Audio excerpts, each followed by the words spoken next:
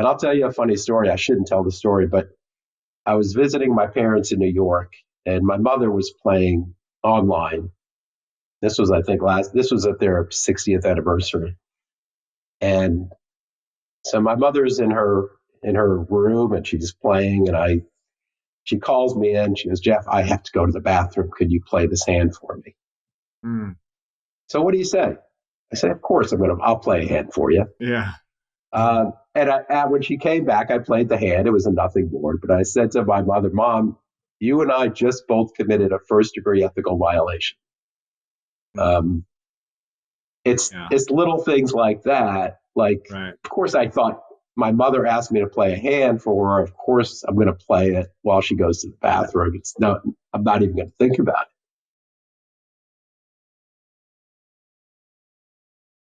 Today, I have a special guest. I've got Jeffrey Edelstein, who is the ACBL recorder, and he's not. You're not a Grand Life Master yet. You're Grand Life Master eligible. No, I am a Grand Life Master. Oh, you are a Grand Life Master. December of 22.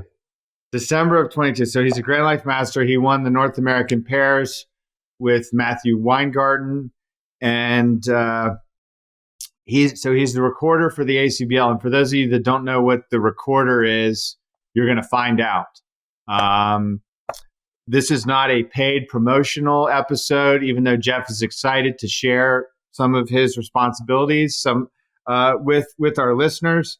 And so the reason that this conversation came to pass is because I was recently playing in an online sanctioned game on BBO, and there was an auction where I opened a no trump, my partner bid Stamen, nobody doubled, and I bid like 2 of a major, and my partner bid 4 of a major, and now the opening leader had ace 4th of clubs, and their partner had king, queen, jack 5th, and they led the ace of clubs and continued to club, and that was a bad score for us. And so I filed an online player memo, and I've done that a few times, and I got like an automated response from ACBL, notifying me that I had filed this. And one of the frustrating things as a fairly frequent player memo filer is that often it sort of goes into the void. And so I thought, I should respond to this email and say, hey, what's my batting average? How many people have we convicted, or if any? And so that's when this fine human showed up back into my life, and we'll get to that. And here he is, Jeff Edelstein. Thanks for joining us. Thanks for having me, John. I appreciate it. So your response to that email. John wrote into the recorder's inbox, which I check on a daily basis, and asked how many player memos did he file? What's the follow through on those? And I believe you ended it with, should I keep wasting my time sending these in? I certainly knew John's name, but I would do this for anyone, especially someone who files a lot of player memos, because we rely on those. It was a pretty simple exercise to go into our database, and John filed over 20 player memos, and I was able to see which ones led to suspensions. And as I explained to John in the email, 2 of his player memos were cases that my office prosecuted for online collusion. The others sort of went into the Edgar basket. So it's a pretty good success rate. We have people who file a lot more than you that are hitting a 0, basically. Oh, really? Yeah. So Edgar, you tell us what Edgar is. Edgar, I think it's a backronym, stands for Everybody Deserves a Game Above Reproach. It's an electronic cheating detection software developed by Franco Baseggio and Brian Platnick. It looks at every partnership that plays on BBO right now. We're hoping to expand that to OK Bridge. And it could basically look at, sometimes in excess of 20,000 hands. And I don't want to speak for Franco and Brian, but it does it as the computer does very quickly. The interesting thing about Edgar is it looks at every single opening lead, and it used something called Kitomatic to gauge the success rates. It has a bunch of different detectors as well. It's set. People misunderstand Edgar all the time. I know you had Brian Platnick on the show, on the podcast. Yeah. But it doesn't, people think if they do something weird and it works, Edgar's gonna get them, which couldn't be further from the truth. Edgar looks at macro data, and it looks at success rates. And what we see with an overwhelming majority of people that get flagged by Edgar is their opening leads are sometimes standard deviations better than Jeff Mextroth, Zia Muhammad, Mike Bissell, all the world-class players. So if I was saying anything to people who are going to think about cheating, don't do it on the leads. That's the easiest thing for Edgar to really analyze. It's a really great tool. I've seen it in action. I believe it works at 99.99% reliability.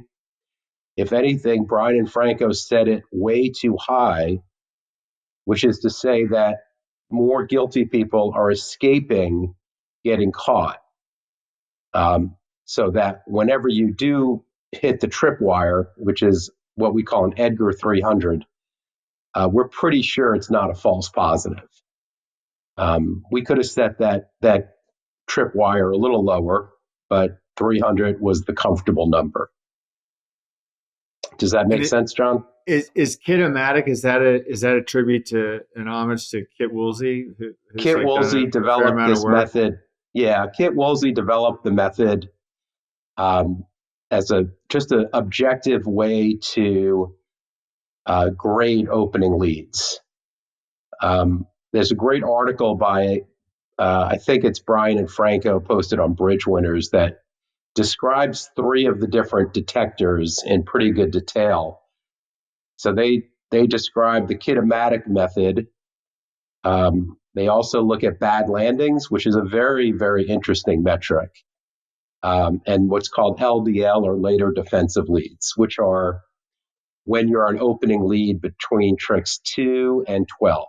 It discounts trick 1, that's an opening lead, and of course 13, where no choices are really made at that point.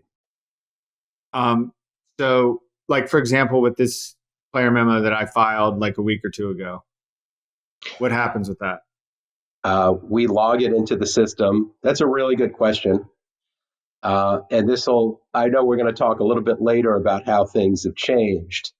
And one way that they changed is 2 of your player memos, John, that we had acted on. In the pre-Edgar days, we would get a player memo, which our players send if they see anything suspicious. Myself and my assistant, the assistant recorder, Justin Caniglio, would do a very short, maybe 100 hand sampling to see if we're seeing anything. If we saw anything, we'd then do a deeper dive, another 300 to 500 hands. And then it was a 2-man rule. We both turn the key and say, yeah, this pair is cheating. Now, just like Edgar, we had a very high bar to where we both would agree on something. Yeah. So, of course, now it would take us a few hours to look at the first 100, and then a lot more hours to look at the next set. Of course, Edgar looks at every hand in seconds. So it's a very efficient way that has freed up a lot of time for my office, which we're already fairly strained with all the work we're doing now because of the Edgar system and how we're approaching online cheating. When you would do like a manual read, you would do between the two of you guys. So you'd get one player memo, and then you would look at 100 hands. We would look at enough to 100's an average. Sometimes you'd need two games to see it. Sometimes you'd need 5 or 6 games to really get a good feel for it. Good players cheat a little better. They're more subtle about things. Bad cheaters mark themselves pretty easily and pretty quickly.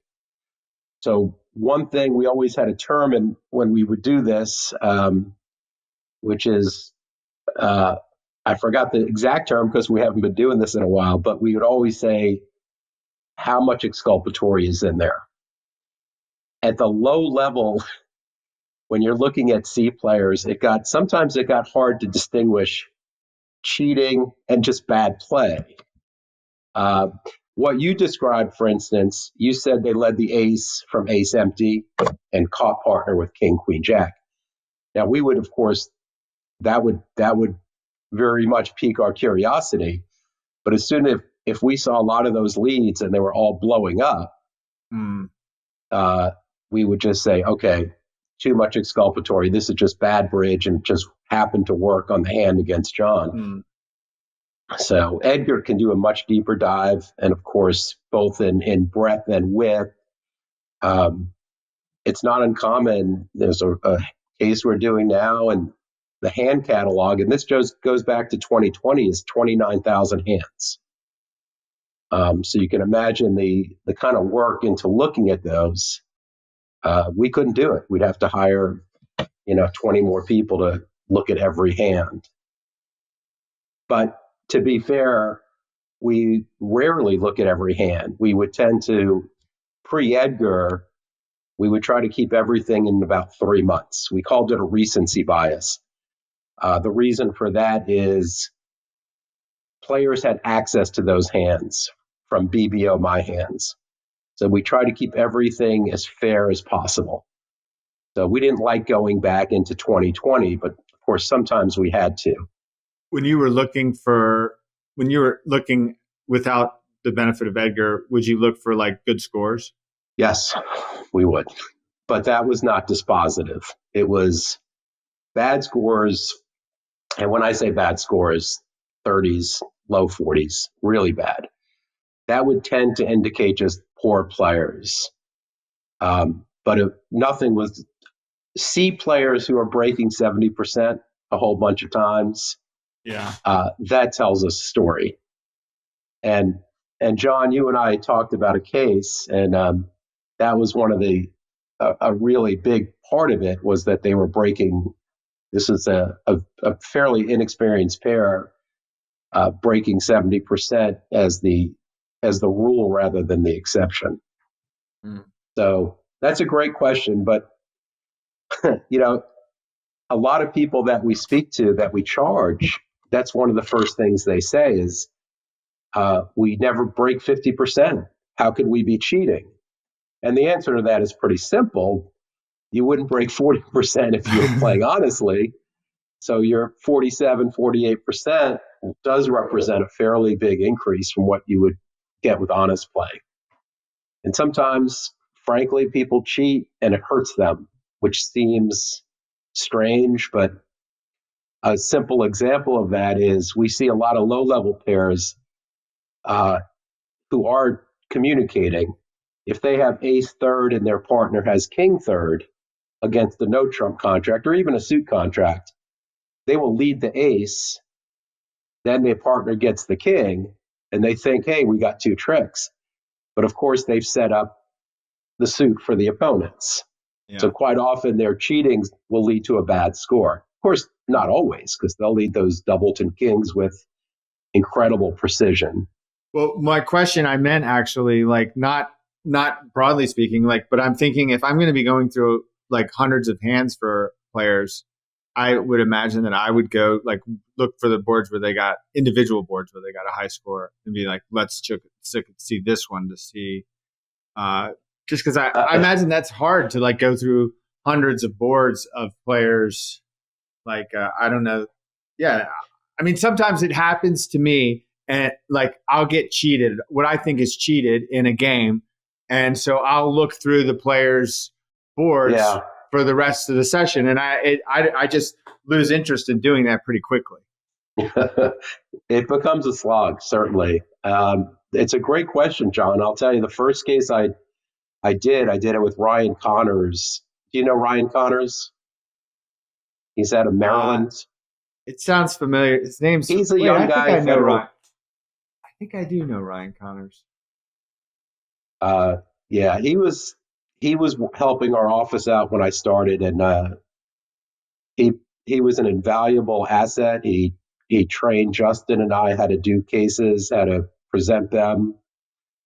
Great taskmaster. But the first case that we did together, we would tend to show full sessions. And the most telling thing, this pair always was scoring high 50s to 70s. And we showed the panel their only session that was below 50%, because it was a great illustration of, even if you're cheating, you could still, and this was a good pair, you could still be below 50%. You get to a slam no one else gets to, but you hit a 5-0 break and go down for a 0. So it was very interesting that we could have showed all the 70% games, yeah, but we showed their one game that was sub 50, and it was just as telling as their 75% game. So what tends to happen, like in my case, I think you said that there have been 7 convictions based on player memos that I filed. Like what tends to happen when you like, and you said, I think 5 of them were because based on master points, they didn't really have, like, I don't think they got suspended maybe because they just were sort of given a warning. Like what is the reaction? Some of the more public cases that you sent me where they actually were prosecuted, where you actually had to invest resources, and you can talk about this too, like the difference. That was there didn't seem like there was a lot of denial in a lot of the public cases. But I guess you have a different standard. You might offer somebody what's called a negotiated resolution, where I guess if they admit to cheating, then you don't have to use your resources to go about prosecuting them. Whereas, and then that case is sealed, essentially. Yeah, that's more true now than it was in the old days. When I say old days, I mean pre-Edgar. The 2 cases that we worked up based on your player memos, the way we did business is, once Justin and I said, this is a case of cheating, we worked up the entire case, which generally takes anywhere from 70 to 100 hours. We wouldn't charge them until we had the whole case, and we would show it to them. We would charge them. The way we charge is, I fill out a recorder complaint.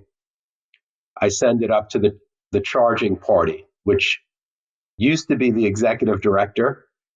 So it was Joseph Jones when I started, then Paul Cuneo.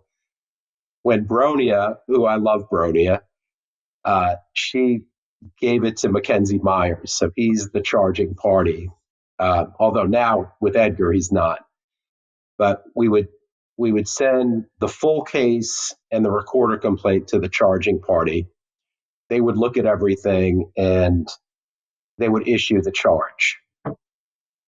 At that point, the most unknown but vital person in the ACBL, Sabrina Goley, would get involved, and she's the compliance coordinator.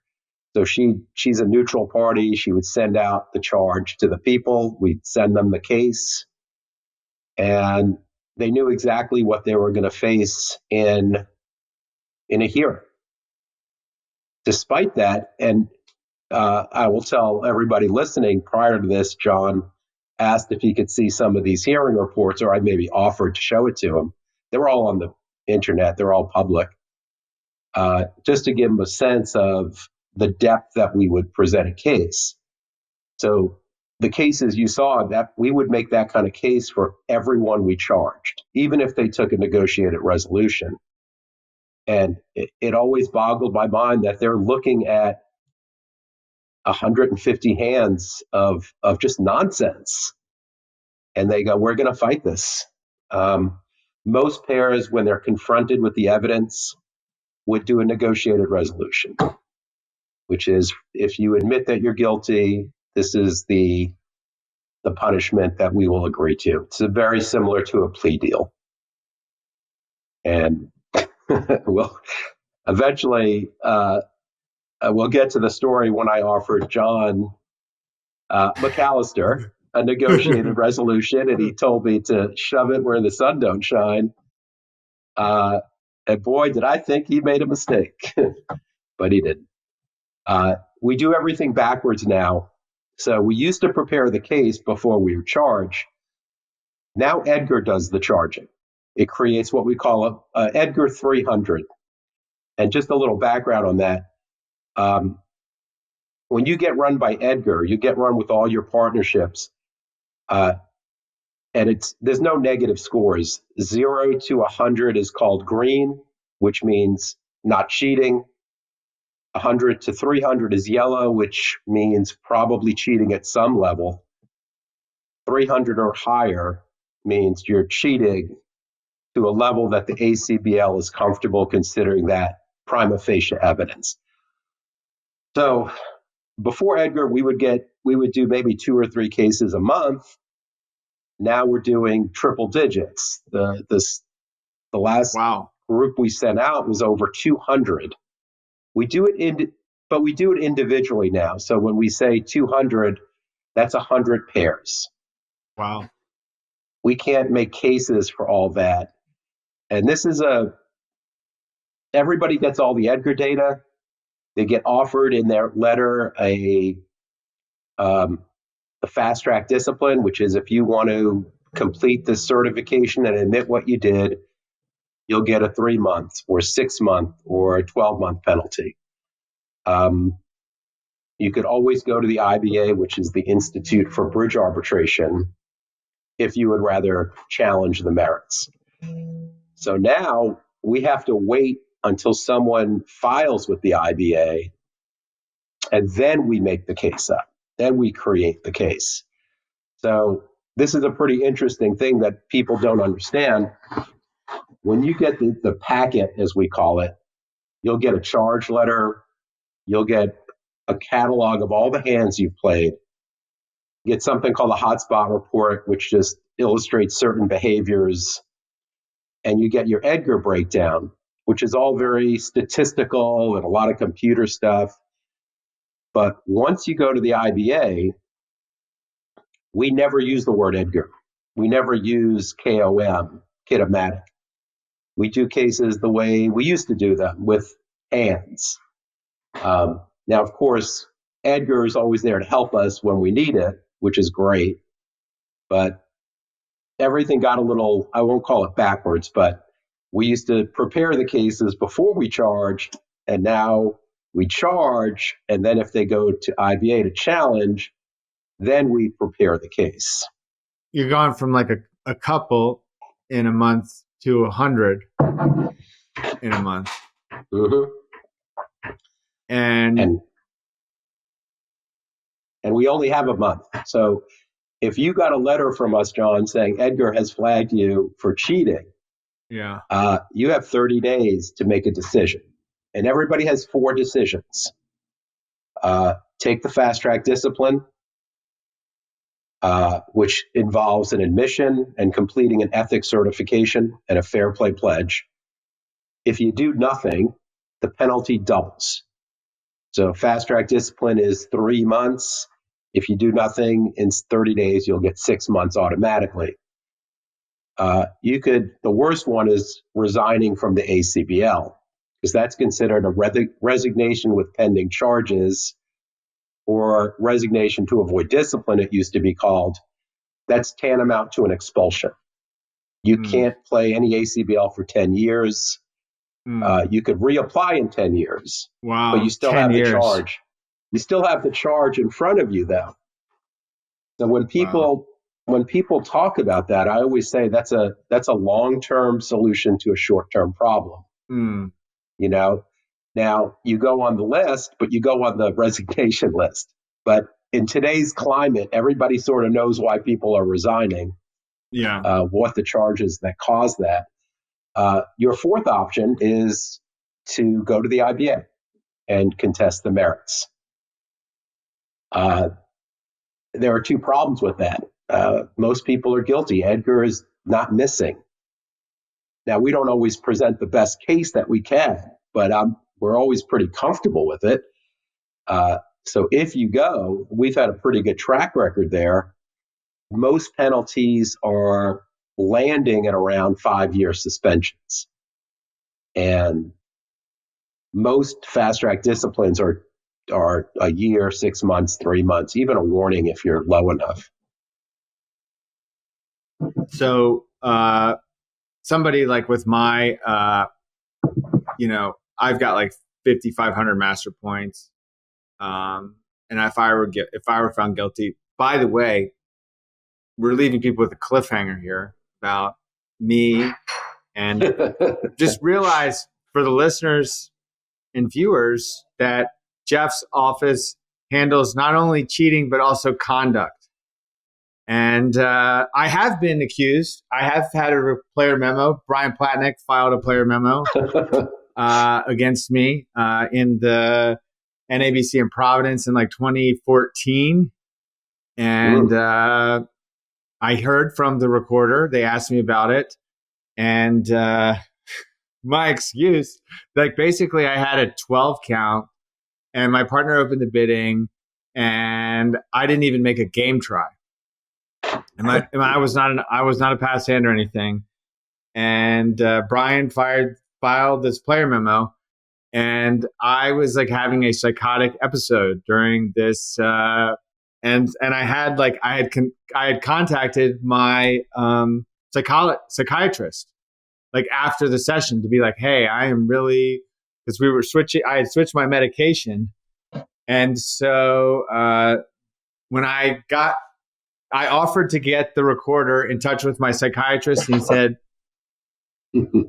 "Hey, okay, we're going to let this one, we're going to let you slide. That's not the incident though that you're bringing up." No, I bet John. I believe it was Providence. Yes, it was also Providence, but the next time. Yeah, right, Providence of 22. This was my first nationals as a recorder. And there was some history from Reno, which was the spring, but John rightfully got upset about an incident at the nationals. And I believe it was your team, and some of them were from overseas, weren't able to register in time. Correct. And we don't need to go into it, but I asked John if it's okay. We can't talk about the conduct cases, but John is giving me permission. So I know the backstory that you went into the director's room first and cursed up a blue storm. Yeah, that's true. And they were okay with that. They were like, we want people to vent there. That's but true. Then when you didn't get into the national teams game, you played in the regional Swiss. Yeah. And were pretty unhappy. Yeah. And then cursed up a blue storm again. Right in front of a couple board members, no less, and with the director in charge.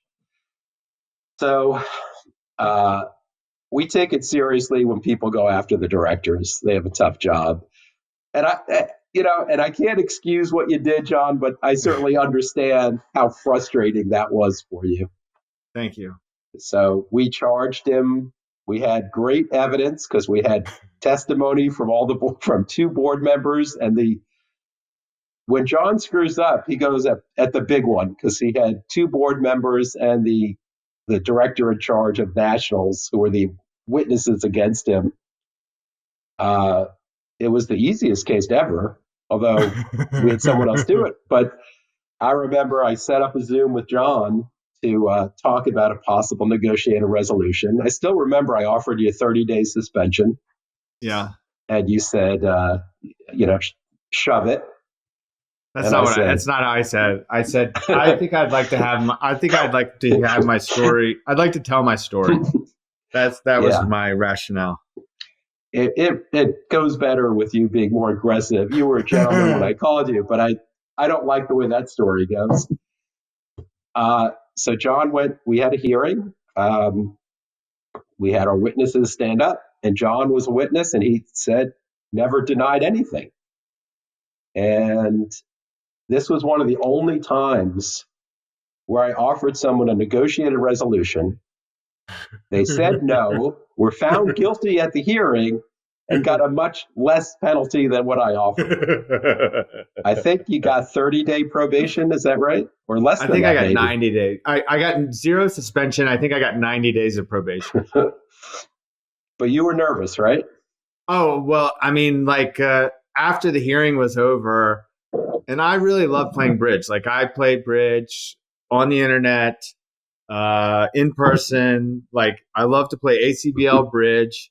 And 30-day suspension, I was like, that's going to stink. But and that's what I turned down. And then after the hearing, I was like, man, I made a big mistake. I should have taken what Jeff offered me. And then the next day, I got a phone call from the person who was chairing the committee. And he's like, how you feeling? I'm like, terrible. I think I'm an idiot. And as Jeff has already said, I got much better news than I was expecting. So I'm familiar with the process. John, your case was interesting because most hearings are done in front of ethical oversight committees or online ethical or IBA, but yours was in front of appeals and charges. So you had another strike going for you because they were all friends of the two people who complained on you, the two board members. But I think the filer recused himself he had to recuse himself. Yeah, it took me a long time to apologize to Mackenzie, and I did that before that meeting. And I think that I talked to a couple people. I got some advice from a couple bridge players. I know Patty Tucker was one of them, and she was like, "You really have to apologize." And I didn't want to apologize from a perfunctory, just because I wanted it to be a real apology. And so I think I apologized just a day or two before the hearing, and the ACBL attorney actually tried to use that against me, that I'd taken so long to apologize. But I think it was very important that I did apologize. So I was glad that I got, elicited advice from people and took it. Yeah. Now, I'd like to speak a little bit about the conduct side, which gets sort of short shrift now with all the Edgar stuff. But the old disciplinary procedure, are really our only jurisdiction for conduct was at the nationals. So, John, when we interacted, that was our jurisdiction because it occurred at NABC. And district recorders would handle everything at regionals and sectionals. And because we're just talking about conduct, ethics is always different. We could come in for any ethics problem.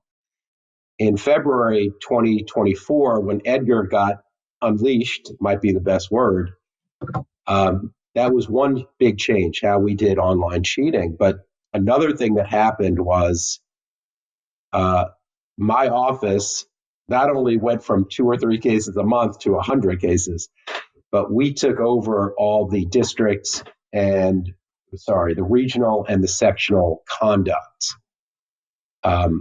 It all comes through my office now. I've been very lucky. I have the ethics side is my assistant recorder, Justin Caniglio, Drew Cannell. He's an investigator for us. That's about it. We're small. We get taxed sometimes, but we generally deliver what we need to. The conduct side is a little different. We have one volunteer. Ethics, everybody's paid because of everything's so sensitive. We have to sign NDAs with the Edgar stuff. So we're very closed in there. We don't like volunteers on that side. Conduct's a little different.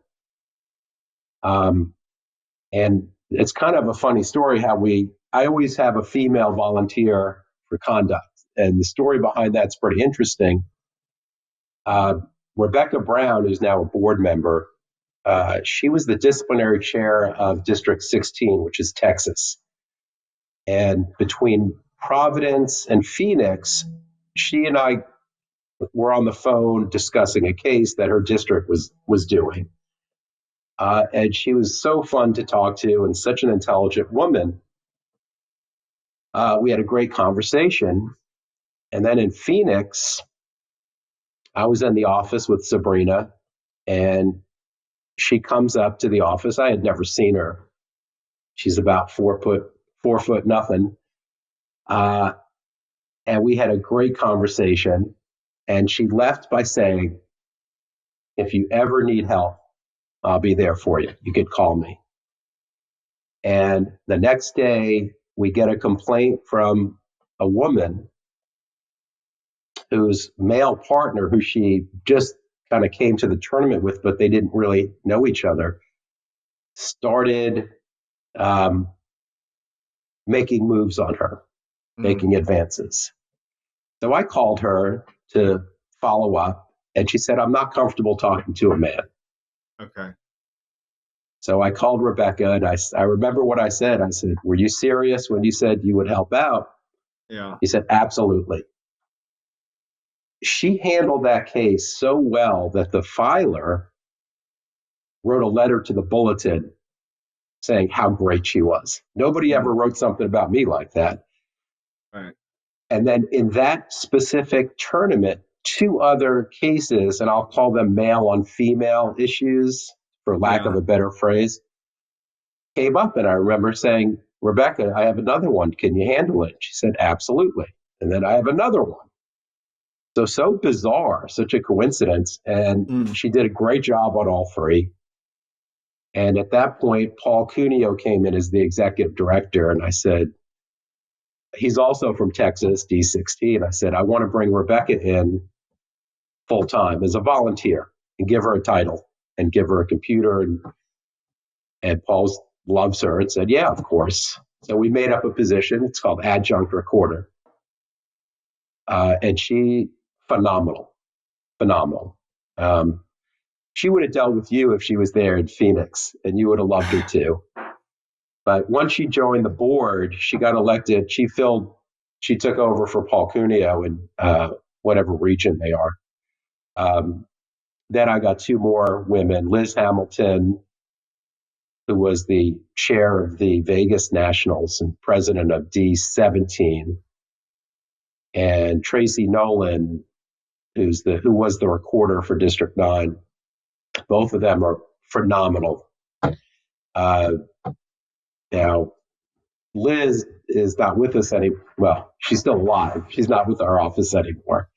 But Tracy Nolan she's Florida, Chicago, just a phenomenal recorder or adjunct recorder, which is a position that we sort of made up for Rebecca.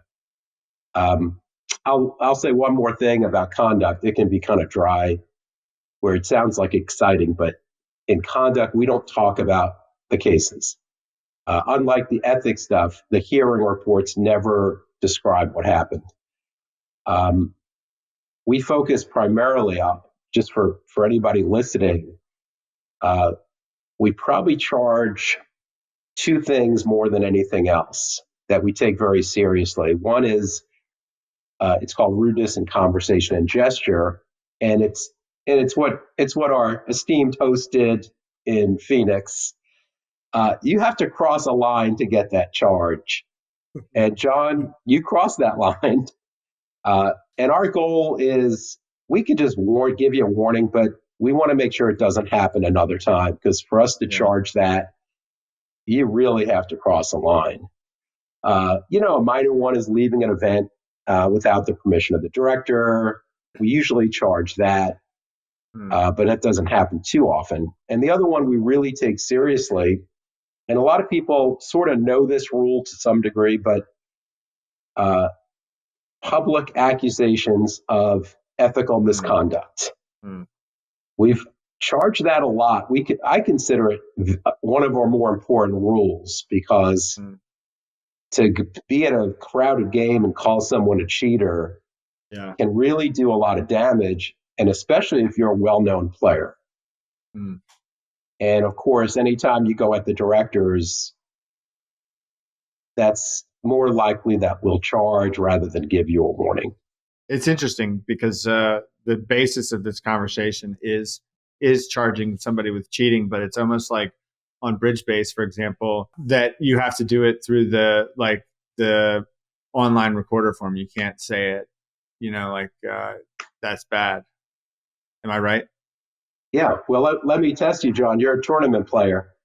Yeah. When can you if you're at a live event, when can you call someone a cheater? Oh, I don't know. I don't know the answer to that. Yeah, nobody Probably does. You can't. You can, but it has to be a private conversation with you and the director. Oh, really? Yeah. That's interesting. Or a tournament That's good official. to know. That's very good to know. So if you think someone is doing what they should in terms of ethics, you have an absolute right of privacy if you say that to the director out of earshot of anyone.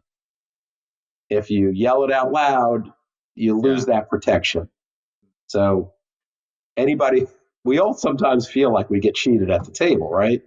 Yeah. A hesitation bid. Just be careful. You can tell the director, but it needs to be a private conversation. What about in the case of this lead that got us here in the first place? What about just saying something snarky like, nice lead?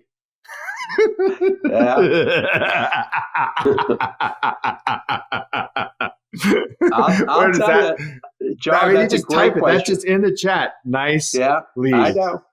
We've had a couple cases where we had a big discussion about, did that cross the line? Is that impugning ethics or not? Because something like you just said, how'd you find that lead? So if you're gonna be snarky in the comments, don't be too snarky. You gotta cover. Phrase it as a compliment. Right. They did not respond to a nice lead. And I think I kind of know the rules, so that's why I said it in a way. Let's see what they say to nice lead. Yeah, the good thing is BBO is in charge of that because that's considered a club. So I don't need to get involved in that because we'd have to hire. How many times does that happen on BBO, John? People get out of hand at the comments, but luckily we don't get. Why did they switch the district and that stuff to the national? They wanted everything standardized. A big problem coming out of the pandemic was we lost a lot of institutional knowledge. And so the clubs, we started back up and we were seeing a lot of inconsistency about how the rules were applied and how the processes were implemented. And we wanted a stood up national body to hear the cases, as opposed to each district forming their own disciplinary committees with the inherent bias that's going to follow that. There are certain people who could never get a fair, unbiased hearing in their own district. And I'm sure you can think of some people who have such a bad reputation in their district that they could never get a fair hearing. But really what was happening was the districts were just, a lot of districts were just doing the process very differently from one each other. And so we didn't think that was a good idea. We wanted everything centralized. It's a lot more work for my office, but it was probably a very good a decision by the board. So your partner for your your major win, Matthew Weingarten told me that you had an interesting background in law. I worked overseas. I worked for Samsung. Mainly, I taught law. I did a little bit of legal work. It was a strange job. I did that for about 12, 13 years. I loved every minute of it. I worked in South Korea, and it was a great place to work. I got to teach in my spare time AP U.S. history at a girls' high school, which I loved. I was a speechwriter for the KATUSA, which was it's not KATUSA, KITA, which is the Korean International Trade Association, which was a governmental body. KATUSAs, by the way, are the Korean American soldiers. It was just a fantastic job. And I retired in 2013 and basically just became a bridge bum for a while until I made a really bad decision and came into the recorder's office. How did that happen? I was like you. I filed player memos, and I would call to follow up on them. And looking back, I was like, I shouldn't have been doing that.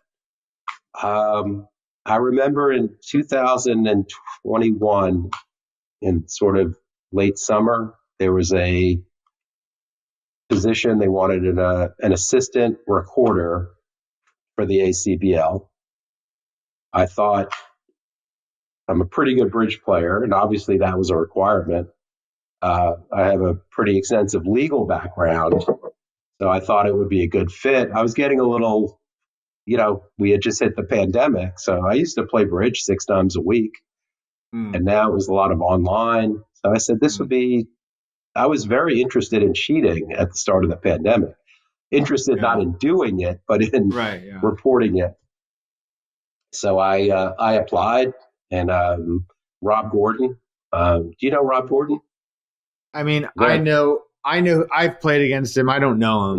Yeah. I know who he is, and I know he used to be the recorder. Yeah, I worked with him for a couple months. Hell of a bridge player, hell of a smart guy. So I was his assistant for about 2 months, and then I got elevated to his job. And I was very lucky that Sabrina Goley, this was Joseph Jones, was the ED at the time. He asked me if I would take the job. I said, I have to come to Horn Lake and I need to get trained up before I do it. That's a precondition.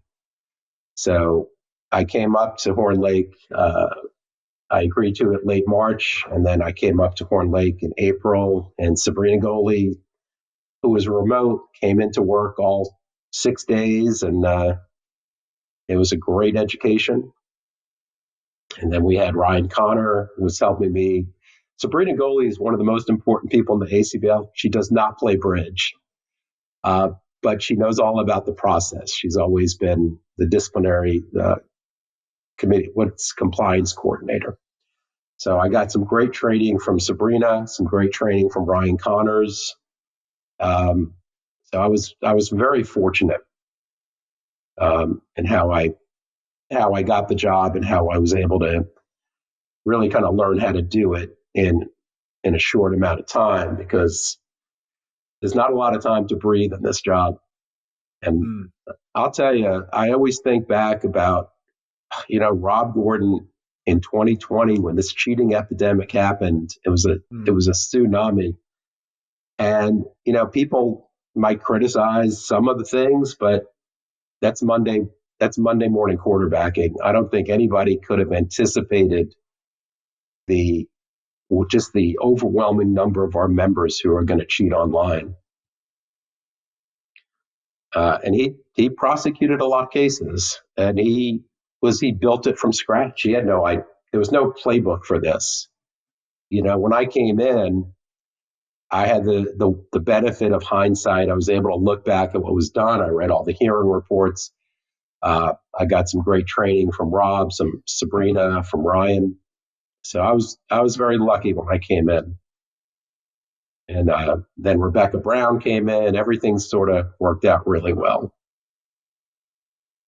What are the people who that Edgar's prosecuting? I guess we call it. Like, what do they tend to say when they're taking the first option, fessing up? Well, they don't have to say anything. It's an online form. Prior to that, they had to write out what we called an allocution, which is they had to admit to the facts. And you could look at all of these online, and what you'll see is they all start looking the same, because people would ask me, what should I write? And I say, well, you could look at the other ones to get an idea. And then they would just copy them word for word. Right. Some people wrote great ones, but most people just wrote plagiarizing. These people are chronic cheaters. It's funny, when we charge people, we always talk. Justin and I have a phrase, we call it the Trinity. And I don't mean to demean these people, because most of them are good people, but they always say three things. We would never cheat. Yeah. I don't care about master points, and we sit in separate rooms. The amount of times you hear that triple is just incredible. And I don't want to get in a position to demean the people that we charge, because I could tell you that it's easy in 2020, 2021. I was Frank Stewart, Frank Stewart School. We got to throw these people out. Yeah. And I've seen this with other people. As soon as you have to start getting on the phone with them, they are some of the nicest people you'll ever meet, who made a stupid mistake. And I've seen this. It's funny, because even Justin, who's a bit more hard-boiled than I am.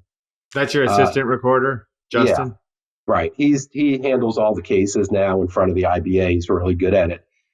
But he never had a lot of compassion for them, because he just saw the ones that would go to hearings. But when we get this large group, it's all hands on deck. He's got to start getting on the phone. And all of a sudden he said, Jeff, I understand why you're so sympathetic to these people. Which was, I kind of missed a step in the story, was that I was a hardliner. And then I took this job. And within a couple months of being on the phone with a lot of them, I became a lot more soft on crime. We still prosecuted a ton of people, but and I always like to say that this cheating scourge, it got the worst of us, but it also got the best of us. Some of these people are just amazing people who, why did they cheat? Sometimes they were helping their spouse. Sometimes the spouse was going through dementia. Sometimes it was two old women who were, during the pandemic, stayed on the phone. I think they always use a phrase, we were visiting on the phone, which I had never heard before. And they just, Rob Gordon had a great phrase. He said, a lot of these people, they slouch into cheating. It starts off like they don't hang up the phone fast enough, or their partner's in the other room and they say something. Yeah. I think people are now starting to have more sympathy to the online cheaters. A lot of club owners are saying, we want these people. It was an online crime. We want them back in our clubs. I swear the board of directors who has to make the rules, it is an impossible task. They know cheating has to be punished, but the price is where you're going to just get 100 different opinions on it. And, the buck stops with the board. They've got to make the rules. We just have to enforce them. And they've reacted. From February 1st, we also kind of asked them at times, but they've modified the rules twice last year to make things a little bit more liberal for people convicted of this. And a lot of clubs are starting to say, we're losing too many players. We need some help here. So I'm sure the future will have more changes in store as well. But they have liberal in what sense? Liberal? What do you mean liberal? I'll give you I can't predict the future, but I could tell you like last year, going from February to our first change was in May. Um, you used to be dragged up with your partner. So if you cheated, if you had 80 points, but you cheated with someone with 5,000 points, you got dragged up with them. Mm. Also, if you were on the board, have you ever served on a unit or district board, John? I'm on the I'm the president of our district charity foundation, Okay. but I'm not on the board You're per not on the se. board.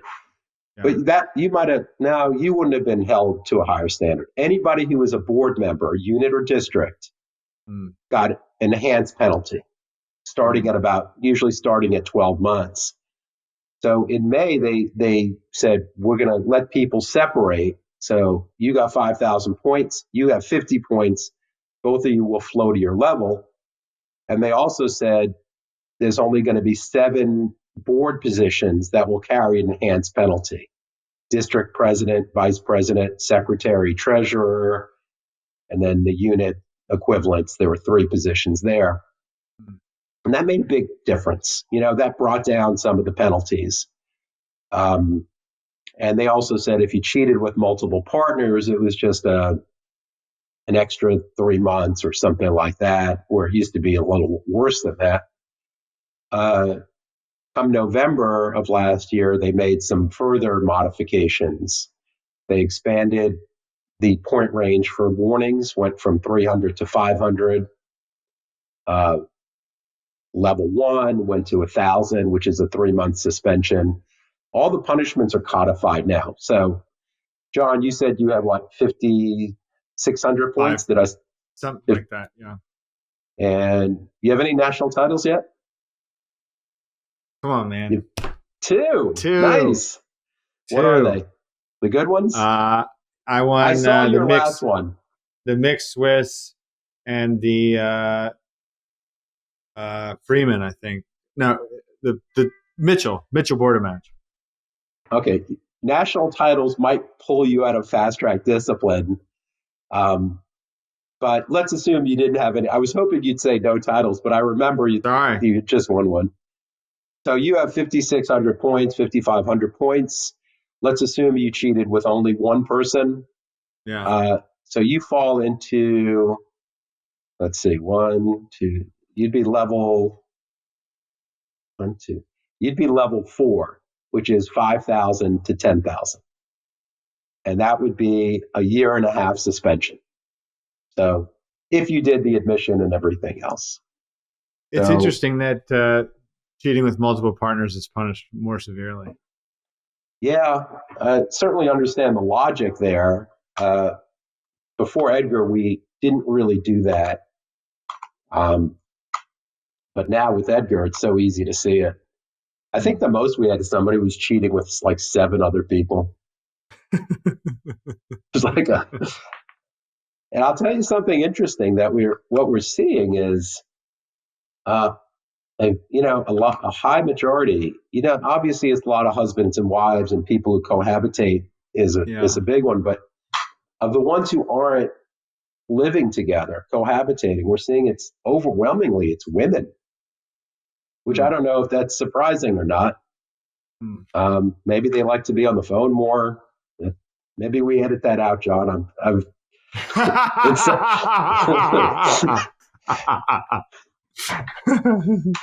Let me ask you, did you play a lot of online? Oh, yeah, I still play a lot. I played a 18-board game earlier today. Have you ever got close to doing anything unethical? I've been in a position where I, my partner had the rest of the tricks, and I said, well played. And I felt like, I shouldn't have said that already, because I knew that she was going to take the rest of the tricks. No, but I text with my partner, like my regular partner for online. We text a lot. And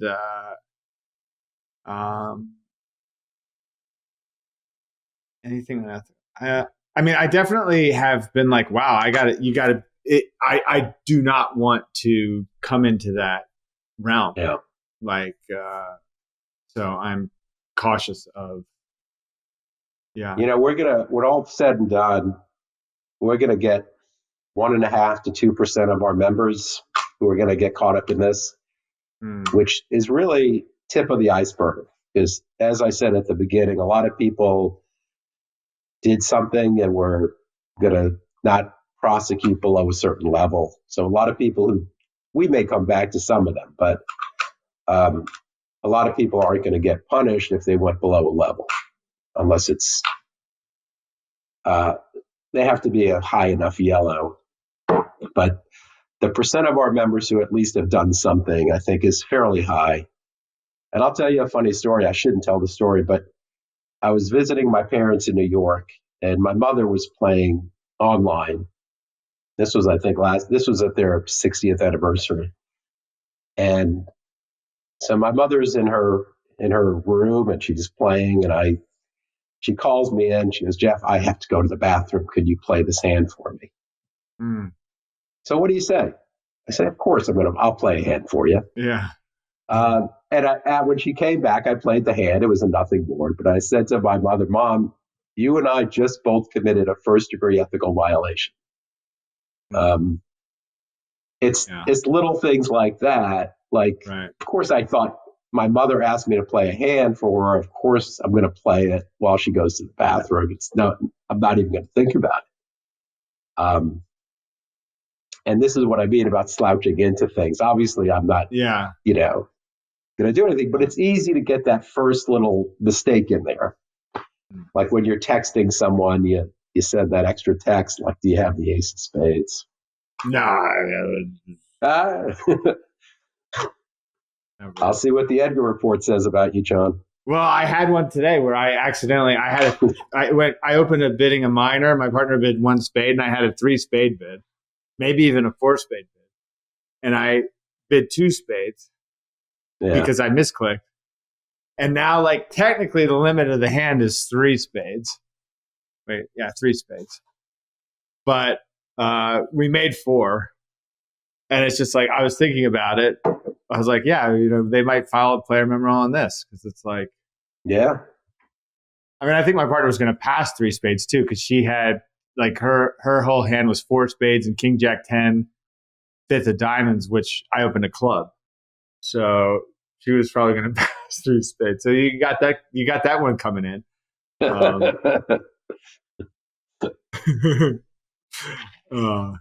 Yeah.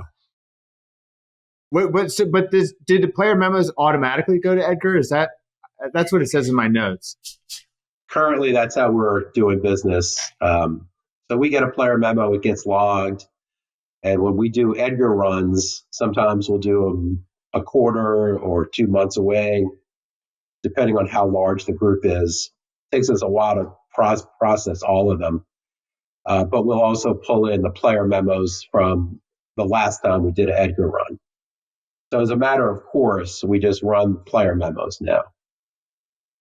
So that, I'll tell you, I used to love getting player memos and going to BBO my hands and trying to suss out what they're doing. And it's kind of, I lost that, I don't need to do that anymore. Yeah. Because Edgar has sort of now become the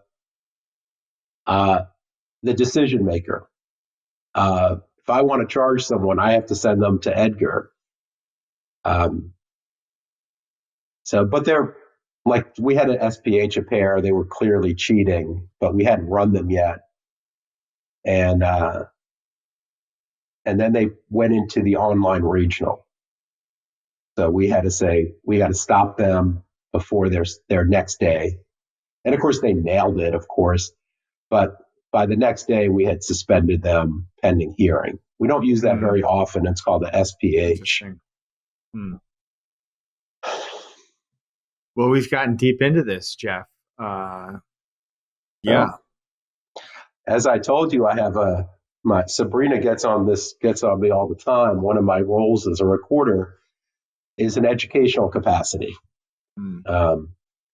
And I did something with the Bulletin once, did an article with them. We had a breakfast in New Orleans for all the district and recorders and unit recorders.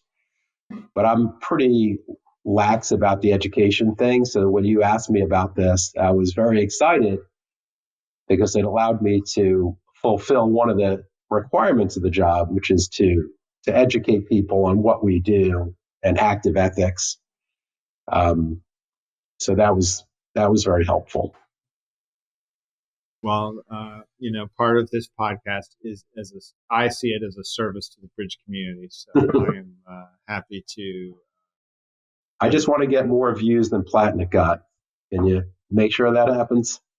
I don't know how many he got. Did you catch it? No. Okay. All right. We'll send it out. Have you had Bronia Jenkins on yet? I sort of. I had her on with LaDonna Parham, who's the executive director of the ACBL Educational Foundation and not a bridge player. So it was not really, it wasn't really a conversation that would, it wasn't, it was more about, the joint missions of those two organizations. Yeah.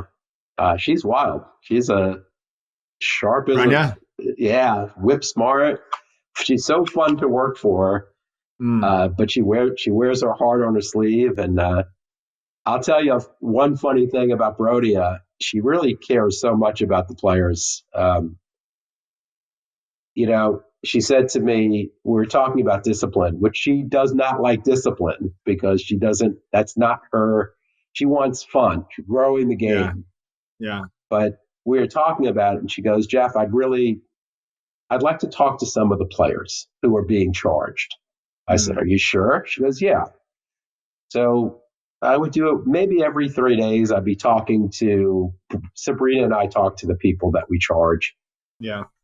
I said, I think you should talk to the executive director. You're going to enjoy talking to her. Yeah. But after like 4 conversations, she got so interested in discipline and what are we doing to these people? It's terrible. So I gotta stop letting her talk to the people because she's so empathetic to people, and deservedly so. A lot of these people are such really good people who just they made a stupid mistake. There's a price for that, but we have to be able to have some forgiveness, some mercy. I don't know. What do you feel about? Let me ask you, John. Let me put you on the spot. What do you feel about our disciplinary process, punishing these people, suspending them? Have you given this much thought? No, I haven't really. And I definitely have a different perspective on it. Just listening to you talk about kind of how you've changed from being so hard on it. It is frustrating, it's frustrating when somebody does that, and it's gratifying to, you got I got that email back from you saying that we'd convicted 7 people had been, found guilty. I forget how you phrased it exactly. Like that was very gratifying. I sent that to my regular online partner, and she was impressed. And it does feel like it's you want to be right. Like that's a human desire to want to be right about these things. But I do appreciate. I appreciate the Bronya wanting to be involved, and that that these people eventually we'd like for them to play bridge, but I see how it's like it's a more nuanced discussion than just like catching everybody. Yeah. As I'll repeat it, the board has they're tasked to figure this out and to keep fine tuning it. They can't win. They're in a no-win situation. They come out hard on cheating, online cheating, right? We're not talking about Fisher Schwartz. They come out hard on that. There's a group that's going to be very supportive of that, but the friends of the people who got caught, the club owners, are going to, hue and cry about it. And then they come too soft on it and they face the opposite problem. The purists, the hardliners, they're going to say, how could we let these people off with such a minor penalty? for what we consider our gravest crime in bridge, cheating.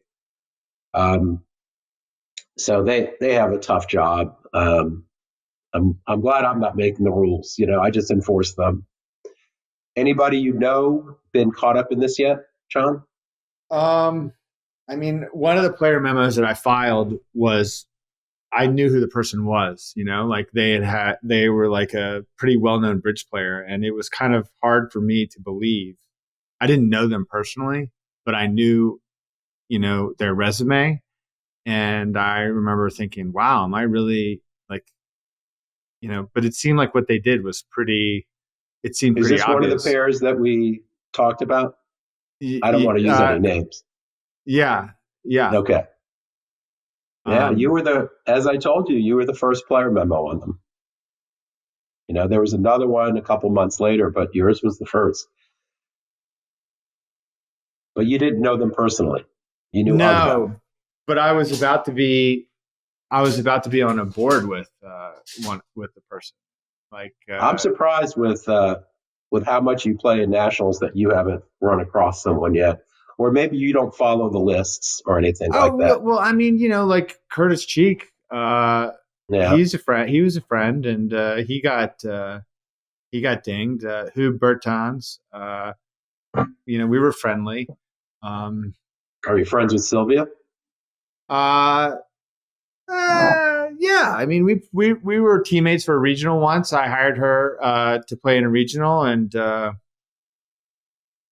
yeah, she beat us in the local. When she won the GNT Flight C, they beat us in the district finals. pretty resoundingly. Yeah. So she's from my neck of the woods. But rehabilitation. That's the other side of this. Yeah. I mean, I'm glad that Sylvia's playing bridge again. Yeah, there was some chatter when she represented the U.S. in was it the Bermuda Bowl? No, it wasn't. It would have been the Venice Cup, probably. The Venice Cup. No, maybe the mixed. It might have been the mixed, which is the Wuhan Cup. Yeah, there was some chatter about that. That she shouldn't have been representing the U.S. I didn't agree with that, by the way. She paid her price. She got a 3-year suspension. But a good case. This is what sucks about this discipline. There's always a case on the other side, and it's always a reasonable case on the other side. So anybody and I always say this, I said, when you have these people who are more strict about the discipline, they have the moral high ground, right? It's hard to beat that argument that they cheated, they were victims, and our number one rule is you don't cheat. And everything else after that is just words.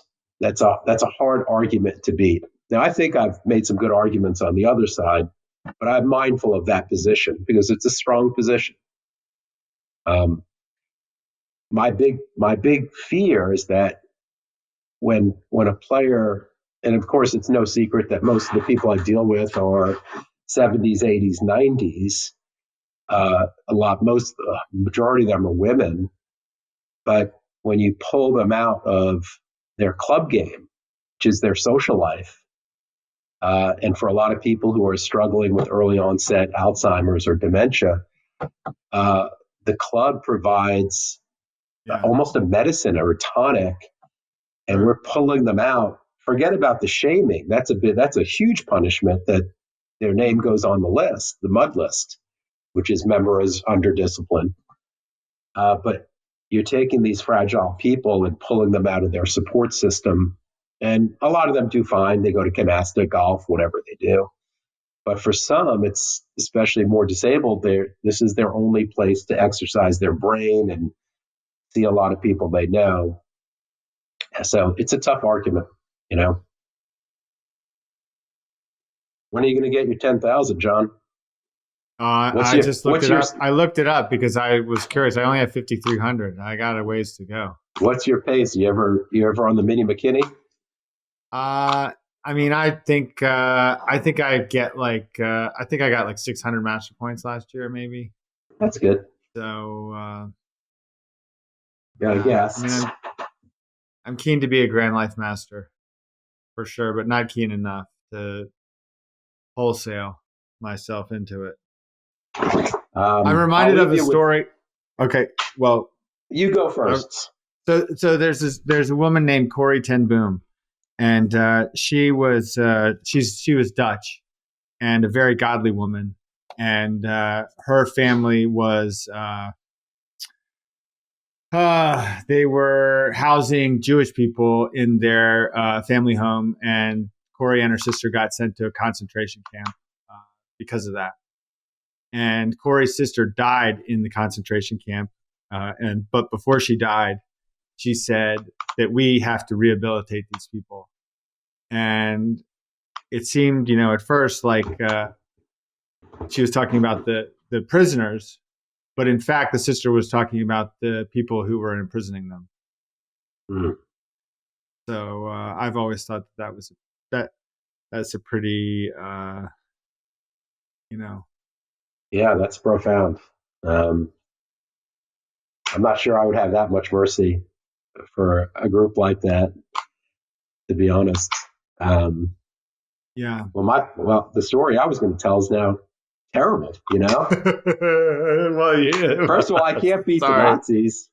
I was at the beginning of this. You brought up Matt Weingarten and Yeah. that we won the NAPs, and he hates this story, but this was in 2019, pre-pandemic. Yeah. And Matt was still a B player. He had under 2,000 points. He was B qualified. I was slightly above 2,500. So we decided to play in the NAPAs, and to get out of Wow. Florida is pretty tough. Mm. There are, Mextros sometimes in the field. He wasn't in the field that day, Yeah. but some big names are in that field. And I still remember when there was 28 tables. So Matt and I, it was held in Orlando. Matt and I, he's Clearwater, I'm Tampa. We drive over there. And the first day is 2 sessions, and the second day is 1 session. So the top, the 28 tables started, and 14 tables moved to day 2. And you've played enough, you know what carryover is. So Matt and I didn't play particularly great or anything, and so 28 teams made it. We were like 27th or 28th coming out of the first day. It was football season. I can't remember the month. It was the fall. But Matt, after we finished, Matt said, "Jeff, let's just go home. It was Saturday. He goes, I want to just go home. Let's go home. I want to watch football tomorrow. We got no chance." Oh my gosh.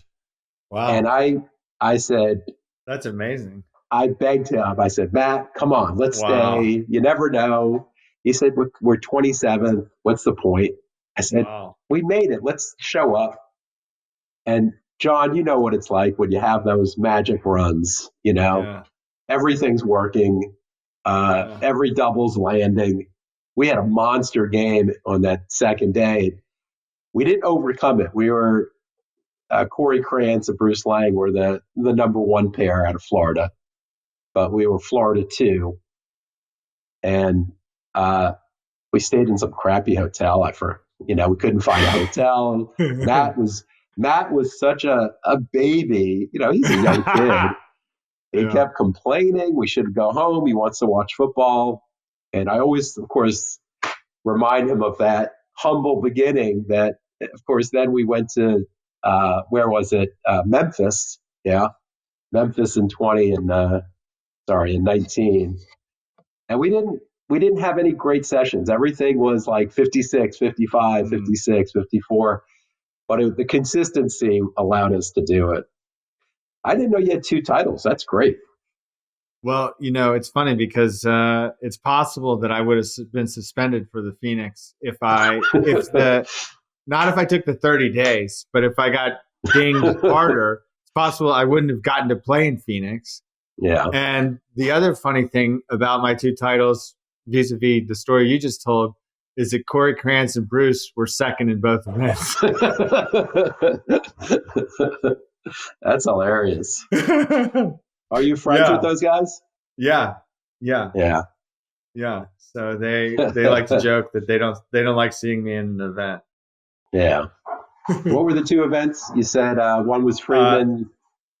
The Mitchell Border match and the mixed Swiss. Both fall, like 23 or 22 and 23. Do you like Border match? Yeah, I mean, I finished second the first time ever and only time ever actually in the mixed Border match in Providence. In part because I wasn't playing in the spin gold. And that was big for my confidence. How many nationals do you go to a year, John? Oh, I've been to every one since 2012 except one. Wow. Yeah. What's your favorite location for the marketing people at ACBL? Well, I'm from Philadelphia originally, and I'm a Phillies fan, so I'm excited for it to be in Philadelphia coming up. I love the Reading Street Market right next to the playing site. That's nice, yeah. I grew up in New York, but my buddies and I, in the summer, we'd drive down to Philly to catch a Phillies game and go to Abner's and get a cheesesteak. There's some great memories of that. So I like, you can't, for food options, you can't beat Reading Street Market. Is that what it's called, Reading Street Market? Yeah, it's Reading Terminal Market or something. But I will say it's only been in DC once since I started playing. I did go there before. I didn't play an NABC Open event. I went there in 2011, I think, when it was there. But Memphis 2012 spring was my first really playing the Nationals. And DC I like the best because I could just drive there. It's 2 hours. Yeah.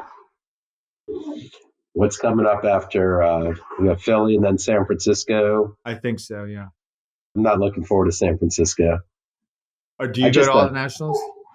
Yeah. Well, since I took this job, I have to be at the Nationals. Okay. Oh, so, that's because people like you, John. But one thing we do is something happens at a tournament. We generally will let them finish the tournament like we did with you before we send them the letter. We don't want to ruin someone's tournament. Of course, if it's really serious. That makes sense. Well, thank you, Jeff. It's been a pleasure, and it's been interesting to hear a different perspective on discipline. And I'll see you in Philadelphia. Thanks, John. I appreciate being here. You were some great questions. I appreciate that. You needed to say it's also been educational. I need that buzzword. I need the buzzword in there. It's been also educational. All right. Well, John, I will see you in Philadelphia. All right. Sounds good. Now that we know each other in a non-confrontational way, indeed, I'm going to say hello to you. All right.